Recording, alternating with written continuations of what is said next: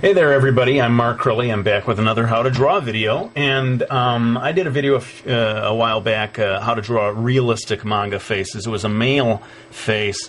This time I want to do a female face, and let's just jump into it. I'm going to start by doing a circle, which is always a nice way to start with these things. I think part of the reason that people start with a circle is everyone can kind of agree what shape a circle is, and you could even, trace a cup or something if you want to get started with a perfect circle. I mean, it really doesn't have to be perfect. The main thing is just to get the basic guideline down there. And note that I'm using a Dixon Ticonderoga pencil, erasable pencil. It doesn't have to be this pencil, but make sure you're using an erasable pencil for these guidelines. So this is going to be the beginning of the head here.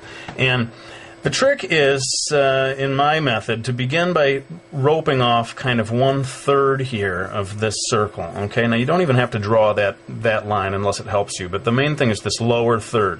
That is where, believe it or not, the eyebrows are going to go. Forgive me if this stuff isn't showing up too well. With guidelines, I always want to go light, but for the video, I think I should probably go a little darker. Anyway, hopefully you can see this. I'm going to do one line straight down the middle here, crossing through the circle, but going quite a bit down from there. And using this 1/3 thing as a measurement, take another third down here and make just a little line. That is going to be the lower lip, eventually. And again, forgive all the boring guideline stuff here, but it's really necessary, for me anyway. I'm going to take this and divide it into thirds, like so, and do one more third, maybe just a little bit more than a third down here. That's going to be the bottom of the chin. And there's no real easy way of describing this, but there's kind of two different angles that create the jaw here. One is more straight up and down, one is just at a little more. And if you can kind of gracefully, especially with female faces, you want to sort of gracefully have that line change direction as it comes down to the chin. Some artists give quite a pointy chin, but the whole purpose of this video is to do the sort of realistic variety of manga face, and so I'm not going to do a super pointy chin. I'm going to try to keep it just gently curved down there. Okay, now that we have that in place, let's move on to the eyes, and using this circle here as a little bit of a guideline, maybe just move the eye line in just a little in from that circle. It's not going to end precisely at the circle. But take this space that you've just created here and divide that into thirds, roughly into thirds, and this gives you the distance of the eyes. I would say for the shape of the eyes, it's considerably closer to this line than it is to this line down here. And this is not a video about how to draw eyes, it's more about how to locate the eyes on the face. So forgive me if I don't go into detail about how to draw the eyes, and really just trying to give you the idea of where to put them. So this shows where the eyes are eventually going to be. We're going to skip this part here and move down here to where the nose is going to go. And I can't emphasize enough how simple the nose really ought to be. I'm going to put 2 little lines here for the nostrils of the nose and leave it at that. You really don't want to go too far with delineating the nose in manga. It really doesn't make the female character look very appealing. I'm dropping in a mouth here at that line. Remember, we said that this was going to be the lower lip, that first line that we put down there.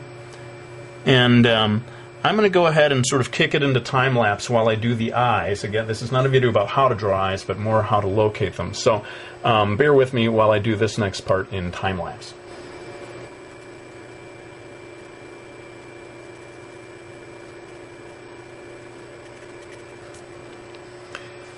Okay, so I've got the eyes put in here now. Notice that there's just a little bit of a line for the eyelid. You don't have to do that, but I like the look, so I've added a little bit of the fold of the eyelid above there. The eyebrows are going to go right along this first line that we drew way back when we started this exercise. They can extend maybe just a little bit beyond the eyes themselves, but not by very much. And then I am going to go ahead and drop the neck in here. Different artists have different preferences for how wide they want the neck to be. You just find your own comfort zone there as to what looks good to you. And I'm going to go ahead and draw shoulders in here. These shoulders may be not anatomically realistic, a little small from side to side, but it has a nice sort of manga look.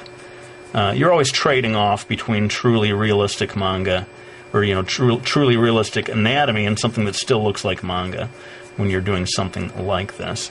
Again, I'm going to drop the hair in right now. I'm going to do this all in time lapse just to save time, keep this video short.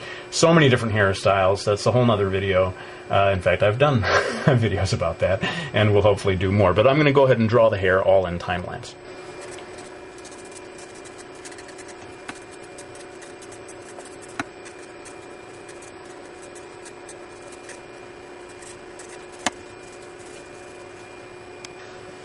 Alright, so I've got all the basic lines in place now, and all of this has been done using this erasable pencil. Now it's time for me to switch pencils, switch to my trusty black Prismacolor pencil, which is really more of a permanent pencil, and almost like inking in a way as I go in over these lines. Now that I know where everything is supposed to be, I can, with great confidence, not great confidence, but some confidence anyway, go ahead and start doing these final lines with this more final drawing tool.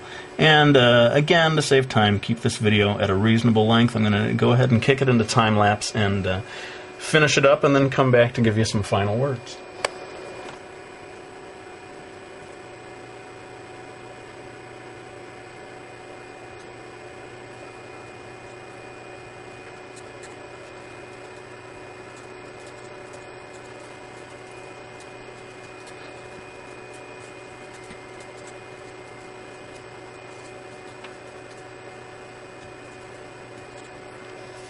Okay, so I've kind of done my inking, I guess you could call it, with the pencil here, and one of the nice things about having used an erasable pencil at the beginning for all those rough guidelines is I can now go ahead and take the eraser and get rid of those guidelines without affecting, a lot of people are always asking me, how do you erase without smudging and ruining everything? Well, the trick is to have some sort of a permanent drawing tool.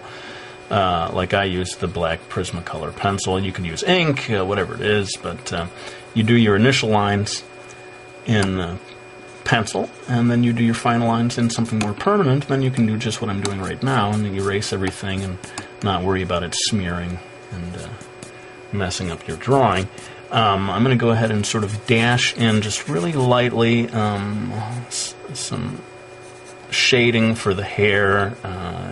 Again, that could be a whole other video, and I'd be happy to do that for you, but I just want to finish this up real quick. And I just want to, while I'm doing this, let you all know that very soon, within the next week or so, I will be able to make an announcement about my next project, my next graphic novel project. I've got a publisher. Everything has fallen into place, and in fact, it may be in stores as soon as next summer. And with my next video, I want to give you a little sneak peek of that and sort of let you guys in on the big secret that I've been keeping up my sleeve all these months. So anyway, I think we've probably done enough on this drawing for now. Let me go ahead and thank everyone who has bought my manga series, Miki Falls. I greatly appreciate the support. And otherwise, I think we've done all we need for today. I really hope you found this video useful, and I will be back with another one real soon.